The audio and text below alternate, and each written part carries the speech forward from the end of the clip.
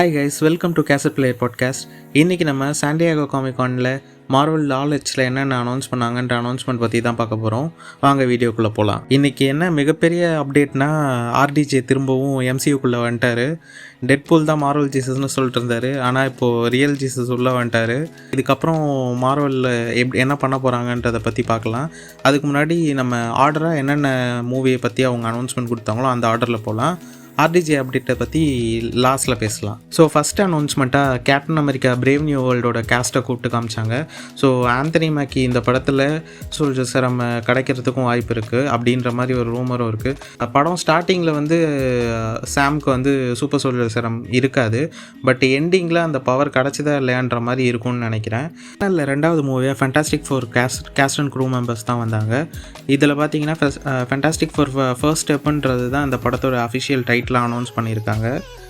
And இந்த படத்துக்கான ஒரு சின்ன ப்ரோமோவும் சாண்டியாகோ காமிகானில் ப்ளே ஆகிருக்கு. அதை பற்றின அஃபிஷியல் வீடியோ எதுவும் ரிலீஸ் ஆகலை. ஸோ அது வரப்போ அதை பற்றின பிரேக் டவுனும் நம்ம பார்க்கலாம். அடுத்ததாக தண்டர்போல்ட்ஸ் டீமும் அந்த கேஸ்ட் அண்ட் க்ரூவும் தான் அங்கே வந்தாங்க. அதுலேயும் டேவிட் ஆர்பர் வந்து அவரோட ரெட் கார்டியன் சூட்லேயே வந்து ஒரு சின்ன ஸ்கிட் மாதிரி பண்ணிட்டு போனார்.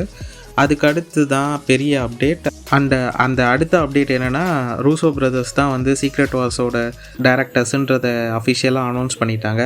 அண்டு அடுத்த மிகப்பெரிய அப்டேட்டு அவெஞ்சர்ஸ் 5th பார்ட். அது என்னென்னா, ராபர்ட் டவுனி ஜூனியர் தான் விக்டர் வான் டூமா நடிக்க போகிறாருன்றது தான் மிகப்பெரிய அப்டேட்டு. அண்டு அந்த படத்துக்கும் அவெஞ்சர்ஸ் டூம்ஸ்டேன்னு டைட்டில் வச்சுருக்காங்க.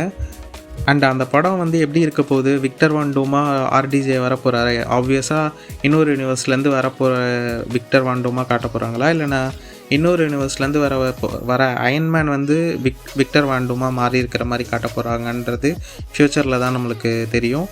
ஸோ டூம் கேரக்டரை வந்து ஆர்டிஜே காஸ்ட் பண்ணியிருக்கிறதுனாலேயே உடனே வந்து அதை ரைட் ஆஃப் பண்ணி சாகடிச்சிட மாட்டாங்கன்னு நினைக்கிறேன்.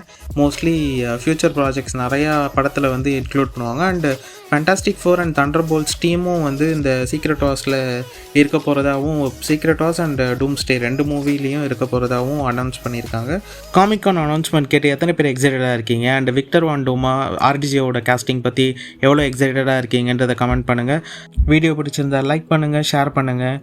நெக்ஸ்ட் வீடியோவில் நம்ம வெயிட் பண்ணலாம். Bye guys.